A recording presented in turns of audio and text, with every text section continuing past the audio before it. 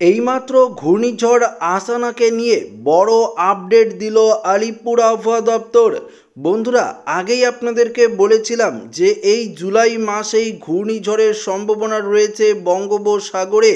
ঠিক তেমনই আমরা দেখতে পাচ্ছি সরাসরি একদম লাইভে বঙ্গোপসাগরে ঘূর্ণিঝড় তৈরির সম্ভাবনা একদম পরিষ্কার লাইভে দেখতে পাচ্ছেন যে বঙ্গোপসাগরে ঘূর্ণিঝড় আসানা তৈরি হচ্ছে, যা আরও শক্তিশালী রূপ নিয়ে উপকূলে আছড়ে পড়ার তীব্র সম্ভাবনা রয়েছে। ইতিমধ্যেই আলিপুর আবহাওয়া দপ্তরের তরফ থেকেও এই ঘূর্ণিঝড় আসানাকে নিয়ে একটি বিরাট বড় আপডেট দেওয়া হয়েছে। তো আমরা এই ভিডিওটিতে আপনাদেরকে ডিটেলস জানিয়ে দেব যে এই ঘূর্ণিঝড় আসানা ঠিক কোন উপকূলে আছড়ে পড়ার সম্ভাবনা রয়েছে, দক্ষিণবঙ্গে এই ঘূর্ণিঝড়ের প্রভাব ঠিক কতটা পড়তে চলেছে, অর্থাৎ পশ্চিমবঙ্গ, বাংলাদেশ, ওড়িশা ঠিক কোন জায়গায় এই ঘূর্ণিঝড় আছড়ে পড়বে এবং পশ্চিমবঙ্গে কতটা ক্ষয়ক্ষতির সম্ভাবনা থাকছে। তো সমস্ত কিছু আপনাদেরকে এই ভিডিওটিতে জানাবো। তো এই ভিডিওটি শুরু করার আগে আপনাদের কাছে ছোট্ট একটি রিকোয়েস্ট রইল, নতুন হয়ে থাকলে অবশ্যই চ্যানেলটিকে সাবস্ক্রাইব করবেন এবং পাশের দেওয়া বেল আইকনটিকেও প্রেস করবেন এই ধরনের লেটেস্ট ভিডিওর আপডেটগুলো সর্বপ্রথম সবার আগে পাওয়ার জন্য। তো এই মুহূর্তে আমরা লক্ষ্য করতে পারছি বঙ্গোপসাগরে ঘূর্ণিঝড় আসানা তৈরি হচ্ছে, পরিষ্কার আপনারা দেখতে পাচ্ছেন। আমরা যদি হাওয়ার গতিবেগ দেখি তাহলে লক্ষ্য করতে পারবো ঘন্টায় প্রায় 90 কিলোমিটার, অর্থাৎ 80 থেকে 90 কিলোমিটার গতিবেগ নিয়ে বঙ্গোপসাগরে ঘনীভূত হবে। পরপর দুটি নিম্নচাপের সম্ভাবনা রয়েছে এই মুহূর্তে বঙ্গোপসাগরে, একটি ঘূর্ণিঝড় আসানায় পরিণত হওয়ার সম্ভাবনা সব থেকে বেশি রয়েছে। তো আমরা আপনাদেরকে জানাবো এই ঘূর্ণিঝড় কোন উপকূলে আছড়ে পড়বে। তার আগে একটু আমরা চলে যাব, দেখে নেব এই মুহূর্তে আবহাওয়ার পরিস্থিতি, অর্থাৎ এই মুহূর্তে পশ্চিমবঙ্গের কোন কোন জেলাগুলিতে বৃষ্টিপাতের সম্ভাবনা রয়েছে। তো আসুন বৃষ্টি বজ্রমুডেই যাই। বৃষ্টি বজ্রমুডে গিয়ে এই মুহূর্তের সরাসরি আপডেট যদি আপনাদেরকে দেখাই, আপনারা নিজের চোখেই দেখতে পারবেন যে কোথায় কোথায় বৃষ্টিপাতের সম্ভাবনাটা থাকছে। এদিকে উত্তরবঙ্গের দিকে ভারী বৃষ্টি ছিল, তবে আমরা এই মুহূর্তে দেখতে পাচ্ছি উত্তরবঙ্গের দিকে আকাশ মূলত পরিষ্কার, দেখতে পাচ্ছেন অনেকটাই আকাশ পরিষ্কার রয়েছে। যেমন কোচবিহার, আলিপুরদুয়ার, জলপাইগুড়ির দিকে আকাশ মোটামুটি পরিষ্কারই আমরা লক্ষ্য করতে পারছি। এই মুহূর্তে রোদ রয়েছে উত্তরবঙ্গের দিকে, বিশেষ করে কোচবিহার, আলিপুরদুয়ার, জলপাইগুড়ির দিকে, শিলিগুড়ির দিকে। পাশাপাশি মালদা, দিনাজপুরের দিকে একই রকম পরিস্থিতি, তবে বৃষ্টি কিন্তু চলছে। কোন জায়গায় এই মুহূর্তে বৃষ্টি থাকছে? বৃষ্টি চলছে সিউড়ি, দুর্গাপুর, বোলপুর, গুসকরা, পাশাপাশি আসানসোল, চিত্তরঞ্জনের দিকে বৃষ্টি থাকছে, দুমকা, এদিকে রামপুরহাটের দিকে কিছুটা বৃষ্টি থাকছে, মুর্শিদাবাদের দিকেও থাকছে, পাশাপাশি পুরুলিয়া, হুড়া, বাঁকুড়া, বলরামপুর, খাতড়া, চাকুলিয়া, ঝাড়গ্রাম, খড়গপুর, বালিচেক, এদিকে পশ্চিম মেদিনীপুর, পূর্ব মেদিনীপুর সাইডটা, পাশাপাশি কলকাতা, হাবড়া, চন্দ্রনগর, বনগাঁ, এদিকে পান্ডুয়া, কৃষ্ণনগর, শান্তিপুরের দিকেও বৃষ্টিপাতের অ্যালার্ট থাকছে এবং উপকূলের জেলাগুলিতে কিছুটা আকাশ পরিষ্কার রয়েছে। পাশাপাশি আমরা এই মুহূর্তে উড়িষ্যাতে দেখতে পাচ্ছি ভারী লেভেলের বৃষ্টি। আবার বাংলাদেশের দিকে খুলনা, বরিশাল, যশোর এই দিকেও কিছুটা বৃষ্টি থাকছে, ঢাকার সাইডে থাকছে। তাছাড়া আকাশ পরিষ্কার, অসমের দিকেও আকাশ কিন্তু মূলত পরিষ্কার। উপগ্রহ চিত্র কী দেখাচ্ছে? উপগ্রহ চিত্র এই মুহূর্তে দেখাচ্ছে যে যেখানে বললাম আপনাদেরকে বৃষ্টি দেখতে পাচ্ছেন, এই মুহূর্তে দক্ষিণবঙ্গের এই জায়গাগুলিতেই কিছুটা মেঘ আমরা লক্ষ্য করতে পারছি, অর্থাৎ বিশেষ করে কলকাতার আশেপাশে কিছুটা মেঘ আমরা লক্ষ্য করতে পারছি, দেখতে পাচ্ছেন পশ্চিম মেদিনীপুর, কলকাতার আশেপাশে কিছুটা মেঘ দেখতে পাচ্ছি।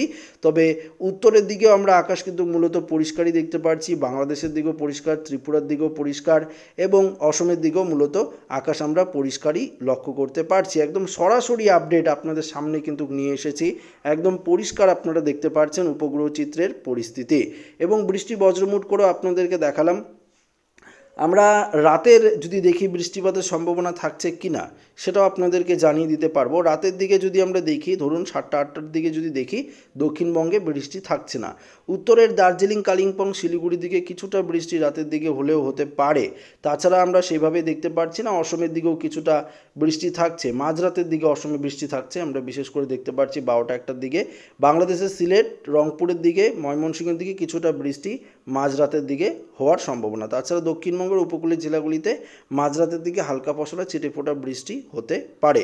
আগামীকাল 14 তারিখ রবিবার দিনের পরিস্থিতি যদি আপনাদেরকে দেখাই, দেখতে পারবেন একই রকম পরিস্থিতি, বৃষ্টিপাত একটু কম থাকছে, দক্ষিণবঙ্গেও কম থাকছে, উত্তরবঙ্গেও কম থাকছে। তবে দুপুর থেকে দক্ষিণবঙ্গে আগামীকাল কিছুটা বৃষ্টি থাকছে।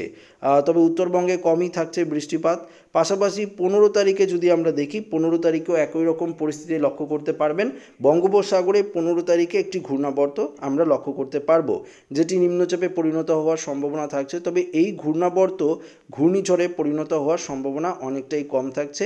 এটি সাধারণত ঘূর্ণাবর্ত রূপেই ওড়িশার দিকে যাওয়ার সম্ভাবনা থাকছে। এর প্রভাবে সমুদ্র কিছুটা উত্তাল থাকবে এবং পশ্চিমবঙ্গের উপকূল এবং ওড়িশায় ভারী বৃষ্টি থাকছে, অসমের দিকেও কিছুটা বৃষ্টি থাকছে এবং আমাদের উত্তরবঙ্গের দিকেও কিছুটা বৃষ্টি থাকছে। বাংলাদেশের পূর্ব দিক, সিলেট বিভাগের দিকে এবং রংপুরের দিকে বৃষ্টিপাতের সম্ভাবনা থাকছে। 16 তারিখ মঙ্গলবারের আপডেট যদি আপনাদেরকে দেখায়, দেখতে পারবেন দক্ষিণবঙ্গে ভারী লেভেলের বৃষ্টি থাকছে 16 তারিখে। উত্তরবঙ্গেও থাকছে কিছুটা বৃষ্টি। 17 তারিখেও একই রকম দেখতে পাচ্ছি, দক্ষিণবঙ্গে ভারী লেভেলের বৃষ্টি, উত্তরবঙ্গে হালকা পশলা বৃষ্টি, বাংলাদেশেও হালকা পশলা বৃষ্টি, অসম ত্রিপুরা এদিকে বৃষ্টি কমই থাকছে। 18 তারিখ বৃষ্টি কম থাকছে। 19 তারিখ বৃষ্টি নেই বললেই চলে। আবার 20 তারিখ থেকে বৃষ্টিপাতের সম্ভাবনা থাকছে, অর্থাৎ 19 তারিখ 20 তারিখ থেকে বৃষ্টিপাতের সম্ভাবনা, কেননা তখন বঙ্গোপসাগরে ঘূর্ণিঝড়ের সম্ভাবনা সবথেকে বেশি রয়েছে।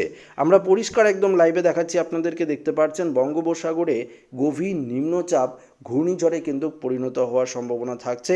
সেটা কিন্তু 19 থেকে 20 তারিখের মধ্যেই সেটা আমরা পরিষ্কার লক্ষ্য করতে পারছি। এর প্রভাবে সমুদ্র তো উত্তাল থাকবেই, বিশেষ করে পশ্চিমবঙ্গ, বাংলাদেশ, ওড়িশার সমুদ্র উত্তাল থাকবে এবং এর প্রভাবে আমাদের গোটা পশ্চিমবঙ্গ জুড়ে ভারী লেভেলের বৃষ্টি থাকছে। ভারী লেভেলের বৃষ্টি থাকছে গোটা বাংলাদেশ, অসম, ত্রিপুরা জুড়ে। পাশাপাশি আমরা যদি দেখি 20 তারিখে এটি শক্তিশালী রূপ নিয়ে ওড়িশা এবং পশ্চিমবঙ্গ উপকূলের দিকে আছড়ে পড়ার তীব্র সম্ভাবনাটা রয়েছে। অর্থাৎ এটি যদি আরও শক্তিশালী রূপ নেয় তাহলে সুপার সাইক্লোনে পরিণত হতে পারে এবং ওড়িশা, পশ্চিমবঙ্গ উপকূলেই আছড়ে পড়ার তীব্র সম্ভাবনা আমরা এই মুহূর্তে দেখতে পাচ্ছি। বিশেষ করে দীঘার সমুদ্র উত্তাল থাকার সম্ভাবনা রয়েছে। আমরা আবারও আপনাদেরকে দেখাচ্ছি, বিশেষ করে দীঘার যে সমুদ্র দেখতে পাচ্ছেন, দীঘার সমুদ্র গঙ্গাসাগর, নামখানা, ফ্রেজারগঞ্জ, দীঘা, মন্দারমণি, কোন্টাই এদিকে সমুদ্র কিন্তু উত্তাল থাকার সম্ভাবনা থাকছে। সুন্দরবনের দিকেও উত্তাল থাকার সম্ভাবনা থাকছে, উড়িষ্যার দিকেও থাকছে। তবে এর অভিমুখটা আমরা দেখতে পাচ্ছি যে পশ্চিমবঙ্গ এবং ওড়িশার দিকেই কিন্তু এর অভিমুখটা কিন্তু রয়েছে, অর্থাৎ ঘূর্ণিঝড়ের যে অভিমুখ সেটা রয়েছে এবং এর প্রভাবে বাংলাদেশেও কিন্তু একটা ক্ষয়ক্ষতির সম্ভাবনা থাকছে। পশ্চিমবঙ্গ এবং ওড়িশায় তো থাকবেই, পাশাপাশি বাংলাদেশেও প্রচুর পরিমাণে ভারী লেভেলের ঝড় বৃষ্টির সম্ভাবনা থাকছে এবং উপকূলে কিন্তু ক্ষয়ক্ষতির সম্ভাবনা থাকছে। আপাতত মৎস্যজীবীদের সমুদ্রে যাওয়ার ক্ষেত্রে নিষেধাজ্ঞা জারি করা হয়নি, কারণ এখনও 20-21 তারিখ আসতে দেরি রয়েছে। অবশ্যই আবহাওয়া দপ্তরের তরফ থেকে জারি করে দেওয়া হবে। আপনারা প্রত্যেকেই জানেন ঘূর্ণিঝড় আসার ঠিক 1-2 দিন আগেই সমুদ্রে যাওয়ার ক্ষেত্রে নিষেধাজ্ঞা জারি করা হয় মৎস্যজীবীদের। এবারও তাই কিন্তু করা হবে, একদম পরিষ্কার আমরা কিন্তু লাইভ আপডেটে আপনাদেরকে দেখিয়ে দিলাম। তাপমাত্রায় চলে যাব, দেরি না করে সরাসরি তাপমাত্রায় চলে যাব।